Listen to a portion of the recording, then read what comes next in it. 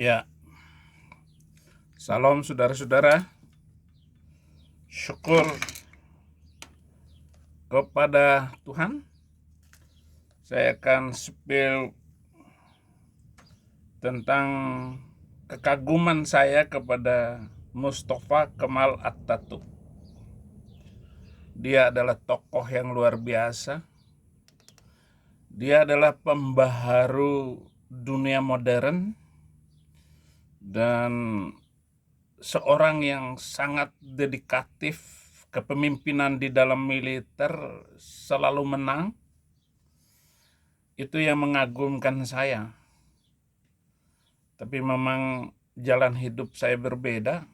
Saya ingin menjadi seorang jenderal yang gagah perkasa bagi Indonesia, tetapi SMA saya ditangkap tentara dan zaman Soeharto saya dibully oleh tentara sehingga saya tidak suka masuk Akabri waktu itu. Baik saudara-saudara, kita tonton video berikut ini yang akan saya bandingkan dengan adalah pengagum sejarah pribadi, adalah pengagum sejarah Turki. Bagi anak muda, pahlawan saya, ikon saya adalah Mustafa Kemal Atatürk. Kalau saudara datang ke kantor saya di Jakarta, kalau saudara datang ke rumah saya di Jakarta, ada patung Mustafa Kemal Atatürk. Di kantor saya, di rumah saya.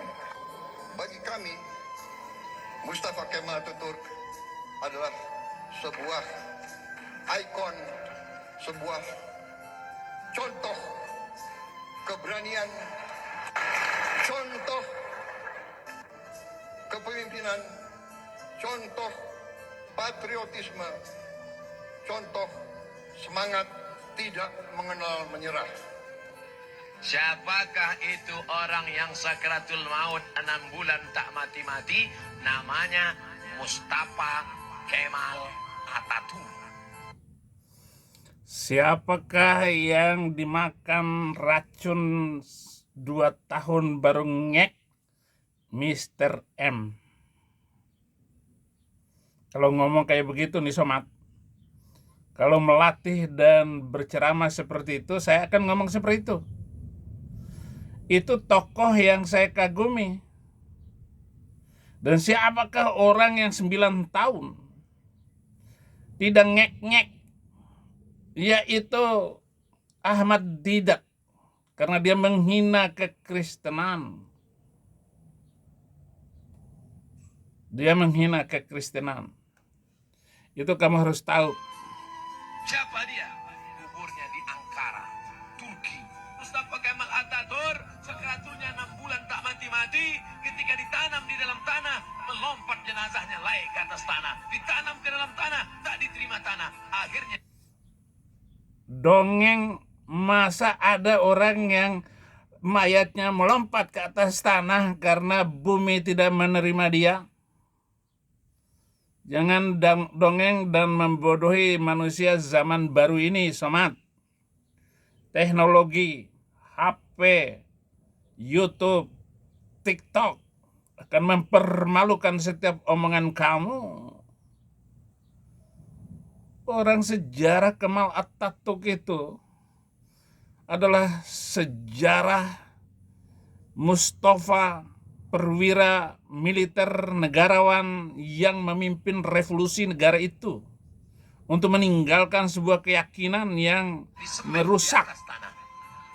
Dipoto makamnya, dikirimkan ke nomor WhatsApp saya tengok, memang betul Ustaz, kuburnya di atas tanah gara-gara tak diterima tanah. Gara-gara apa? Karena punya kekuasaan, tapi justru dipakai untuk menghancurkan agama Allah Subhanahu wa taala.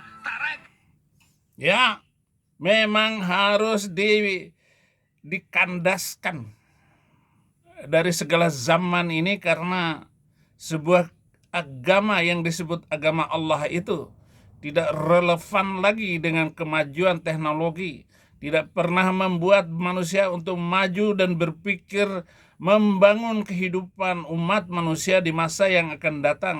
Dan Anda lihat, Anda datang ke mal-mal di Amerika ini, adalah banyak sekali wajah-wajah seperti wajah Turki, wajah-wajah seperti orang Syria, Yaman, Arab, banyak di sini pakai jilbab semua. Apalagi di Denver, banyak sekali itu mereka mengungsi ke sini karena keyakinan itu, ajaran itu hanya menampilkan kebencian demi kebencian dari waktu ke waktu yang tidak pernah berhenti.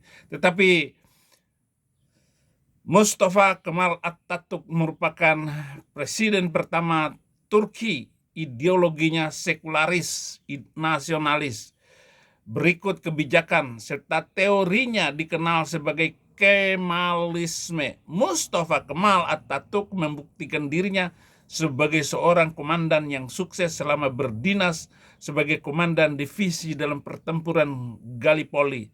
Setelah kekalahan Kesultanan Utsmaniyah di tangan tentara sekutu, rencana-rencana berikutnya untuk memecah negara itu, dan Mustafa Kemal Atatürk memimpin sebuah gerakan nasional Turki dalam apa yang kemudian menjadi perang kemerdekaan Turki.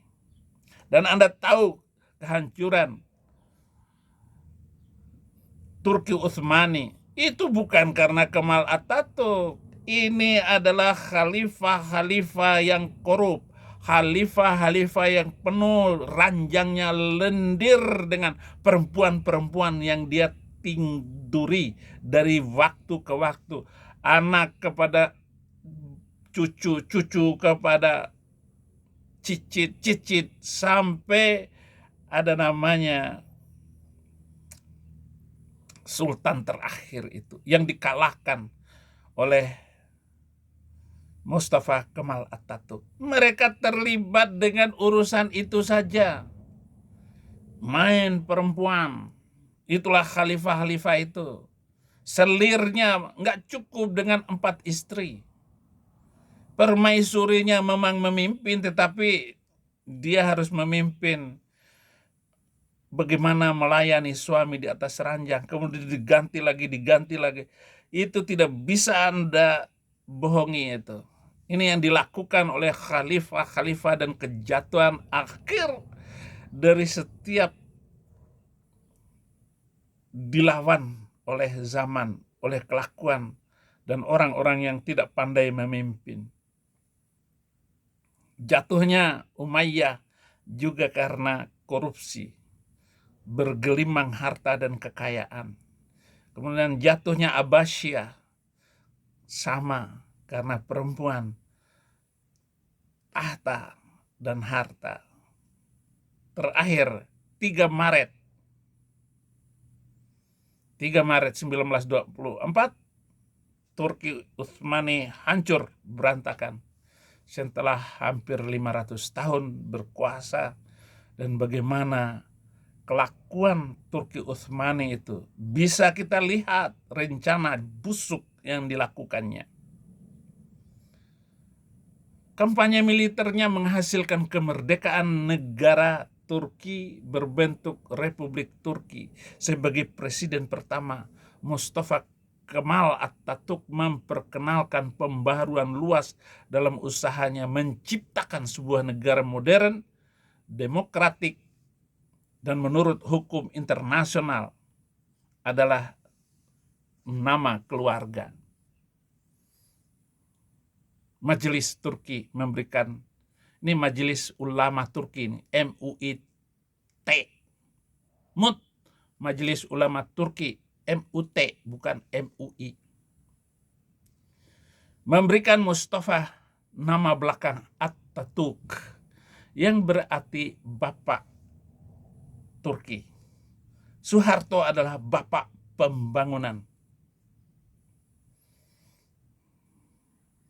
Soeharto Albani. Soeharto Bapak Pembangunan.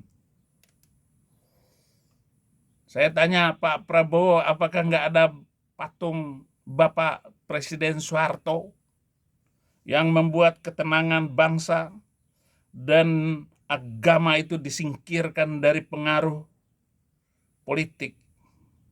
Ulama-ulama nggak boleh ceramah sembarangan seperti Somad ini.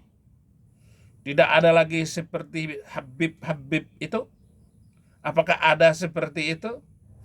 Zaman SBY dia jenderal, tetapi dia menggunakan agama sebagai permainan emosi politik. Tiba-tiba SBY pakai baju seperti Habib Jubah. Dia kumpulkan, dia adakan pengajian di rumahnya. Tahlilan-tahlilan. Solawatan-solawatan. Tiba-tiba SBY pakai sorban. Ya, hancur zaman SBY. Tapi ketika Soeharto, ini adalah zaman yang luar biasa. Ngawur saja kamu, Somad. Tarekat dibubarkannya, masjid dirubahnya jadi museum, azan tidak boleh pakai bahasa Arab. La haula wala quwata illa billah. Mana dia sekarang? Mati. Fir'aun mampus. Ustaz, janganlah kasarkan. Muhammad mampus. Mamat mampus. Lu hina-hina itu Fir'aun. Orang Mesir marahlah. Kamu berani ceramah begitu di Mesir? Hina-hina Fir'aun. Walaupun Fir'aun itu berlawanan dengan ajaran Quran. Tapi jangan coba-coba kamu hina Fir'aun. Karena dari muminya saja, Fir'aun luar biasa. Tetap berpengaruh bagi bangsa Mesir sekarang. Untuk membangun Mesir yang modern. Apa hak kamu untuk menilai seperti itu, Somad? Gak boleh, Somad. Gak boleh ya. Jangan ya, Dek ya.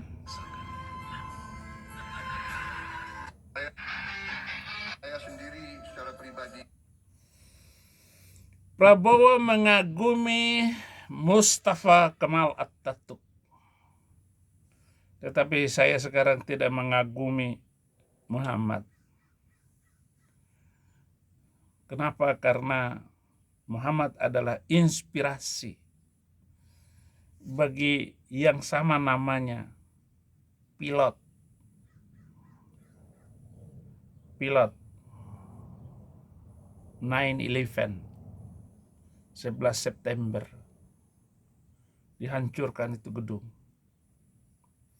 Datang lagi pesawat yang sama.